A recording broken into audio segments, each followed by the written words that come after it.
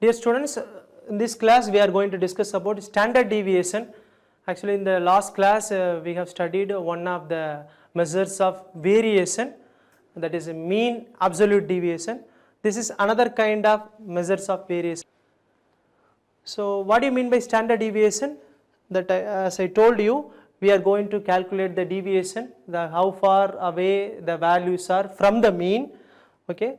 This also I have explained. If the value we are getting a mean absolute deviation is very small, then the average absolute deviation value is very less. If we are getting large value, the values are spread out all over the place. That you can understand from the value of mean absolute deviation and standard deviation. So standard deviation is often denoted normally by sigma. It is Greek letter. It is denoted by sigma. Okay. So this is the formula. You can compare this formula with the mean absolute deviation. Now what is the formula? SD is equal to summation x minus x bar the whole square divided by n. So this is the formula for standard deviation. Okay. So these are all the steps involving to find the standard deviation. First we have to find the mean of the data. There also we have to find the mean of the data. Subtract the mean from each value, that is to find xi minus x bar, then square the value. There we will do absolute, we will take absolute value of xi minus x bar. Here we have to square the each deviations of the mean, then find the sum of the squares. For that we have to find the squares, then divide the total by the number of values available in that given data. Then we have to take the square root for that previous answers. So these are all the steps which involving in finding standard deviation. So look at one example. Find the standard deviation for this given data. So this is x. Okay, I have written in the table x is 38, 26, 30, 41 and 22. Okay. So what we have to find? We have to find population variance. For that, first of all, we need standard deviation. Okay, there is a relation between variance and standard deviation. Find x bar. Don't confuse. First, find x bar. X bar is equal to 38 plus 26 plus 13 plus 41 plus 22 divided by number of values. What you will get? 28. So x bar is equal to 28. First you find the value of x bar. Then these are all the values of x. First column for x. Then what you have to x bar. xi minus x bar. xi is 38. So for the first row, 38 minus x bar is 28.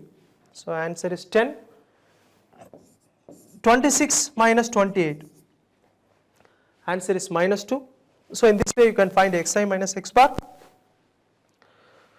Then xi minus x bar the whole square. Okay, xi minus x bar the whole square. xi minus x bar the whole square, which means 10 square 100 minus 2 the whole square, you will get positive value 4, minus 15 the whole square 225. So in this way you can find the xi minus x bar the whole square.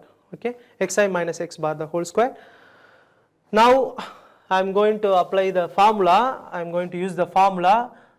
Standard deviation is equal to square root of summation of xi minus x bar the whole square pi n. Okay, so I am having addition value. So what is the addition value? Summation of all xi minus x bar the whole square, xi minus x bar the whole square summation is equal to 534. So square root of 534, square root of 534 divided by number of values, which is 5. Okay, so what you will get? Square root of 106.8, square root of 106.8. So this is standard deviation, okay. But what is the question? Population variance, okay. There is a relation between variance and standard deviation. What is the relation? Actually, standard deviation variance value is equal to standard deviation the whole square. Variance value is equal to standard deviation the whole square. This is the relation between variance and standard deviation. So what is the standard deviation value? I am getting square root of 106.8 the whole square. So variance I will get 106.8, okay. So this is the variance 106.8, okay. So in this way you have to find the standard deviation for raw data, okay. What we are doing, first we have to find x bar, then xi minus x bar for each and every value of x, then xi minus x bar the whole square, take square for the value of xi minus x bar, then substitute in the formula to find the standard deviation. Next, standard deviation for frequency data and class interval data. So there are three data. Whenever you are calculating some measurement, you have to do it for all type of data.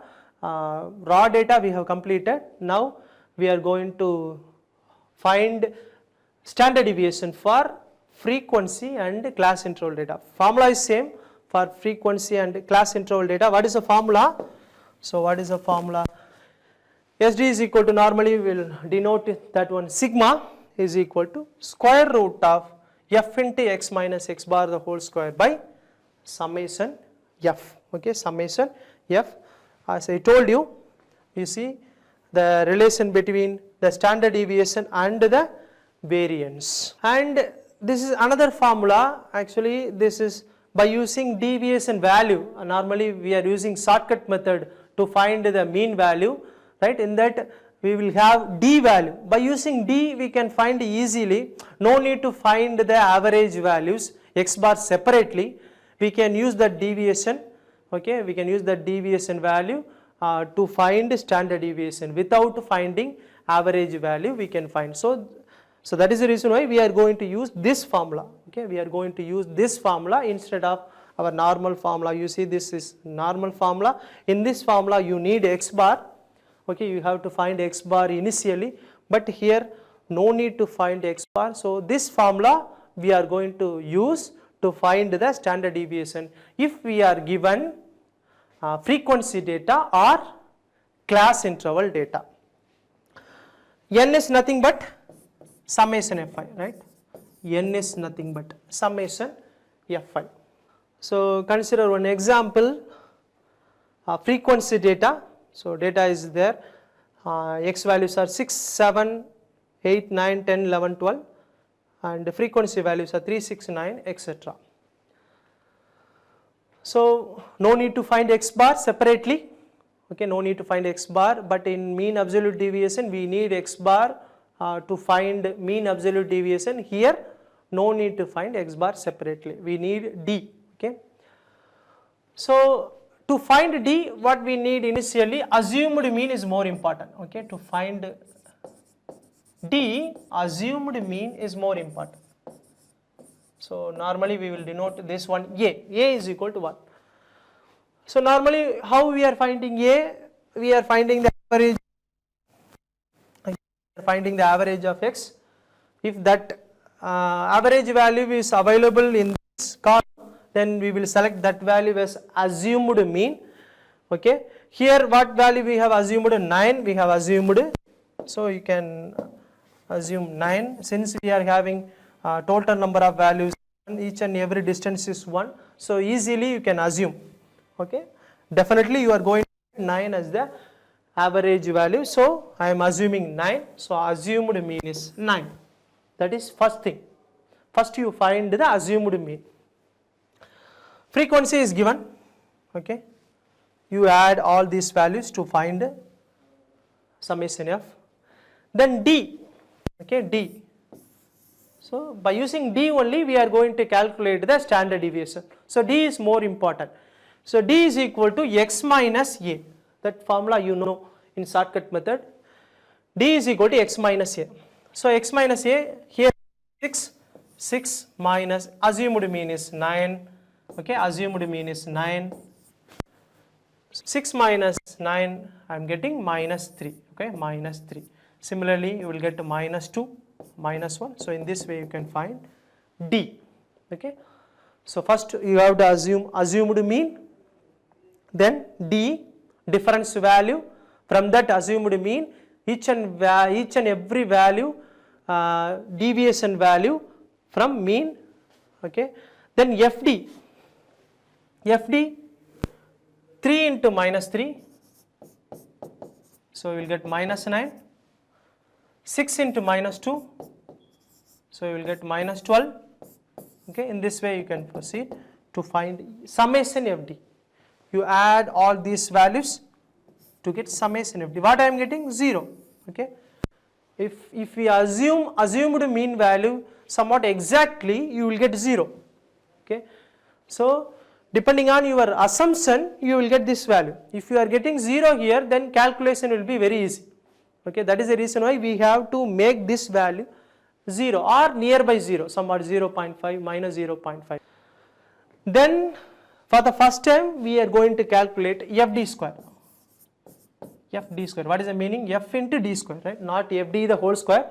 It is not FD the whole square. F into D square. So for that we need D square first, then multiply by F. Okay, what is D square? What is D square? And D is minus 3, so minus 3 into the whole square into 3, so 9 into 3 you will get 27. So FD square. Okay, in the second row, minus 2 the whole square. Actually I am doing D square into F. Okay, D square into F. We have to find FD square. I am doing D square into F. So D square minus 2 the whole square into 6, 24. So in this way you can find FD square. Okay, so then add all these value. FD square is equal to 124. We need summation FD, that is 0. Summation FD square, that is 124. Okay, so here you can apply all these value that already we found. So this is the formula. What is the formula? SD is equal to square root of summation FD square by summation F minus summation FD by summation F the whole square. You should be very careful here. Summation FD square by summation F. Here for this whole second term we are having square. Okay, so summation FD square is 124 divided by summation F is 48. Okay, then summation FD. Okay, summation FD is 0, 48 the whole square. So anyway this is going to be 0. So what is the value you will get? 1.6. So this is the standard deviation for the given frequency data. Okay, so no need to find the mean value. Without finding mean value we can find the standard deviation for frequency data. Okay, so what you have to do? First of all you have to assumed mean value for the given data A, then find the deviation. Okay, what you have to do? A, then D is equal to x minus A, then FD, one column, you find summation FD. Okay, then summation FD square, in another column. Then you can use all these values to find the standard deviation. Okay, next, standard deviation for class interval data. Standard deviation, it is similar to frequency data. Only one additional thing what we will do, we will not have x value directly. We have to find the mid value. Okay, for that class, each and every class we have to find the mid value first. that mid value we will use as x. Okay, then it is similar to the frequency data standard deviation finding. So for that data I have written the values, class interval values, then frequency values, then x means what? Mid value. Okay, mid value of each and every class interval. So what is the mid value of 60 and 62? 61. Mid value of 63 and 65? 64, 67, 70 and 73. So this is the only one additional thing you are going to do for class interval data compared to frequency data. Then as usual, you have to find the D. For that I need assumed mean A, assumed mean A. What is the assumed mean? Average of all x, right? If that value is not available in this, you have to select the nearby value of that average value what we are getting. So here you will get exactly 67. Okay, so exactly 67, you can select near value. So I'm assuming 67 is the assumed mean value. Then D is equal to x minus A. So x minus 67. So 61 minus 67. So I am getting minus 6.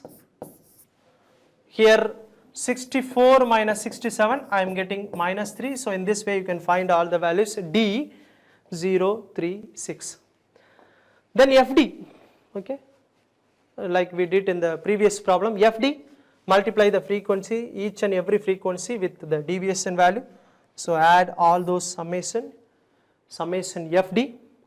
Then FD square, okay, D square into F, okay, D square into F. What is D square? Minus 6 the whole square into corresponding frequency. What is the corresponding frequency? 5, okay. So 36 into 5 you will get 180. So in this way you can find the FD square. So we need in formula summation FD and summation FD square. In formula we need summation FD.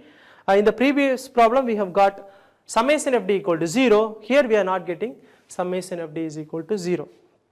So this is the formula. SD is equal to square root of summation FD square by summation F. Normally you can write this one capital N also, minus summation FD divided by summation F the whole square. Okay. So you need 3 values from the table. Okay. You need 3 values from the table. Summation F, summation FD, summation FD square. Okay. So then you can substitute in this formula. Summation FD square 873, summation F is N 100. Then for this you have to find the square. Okay.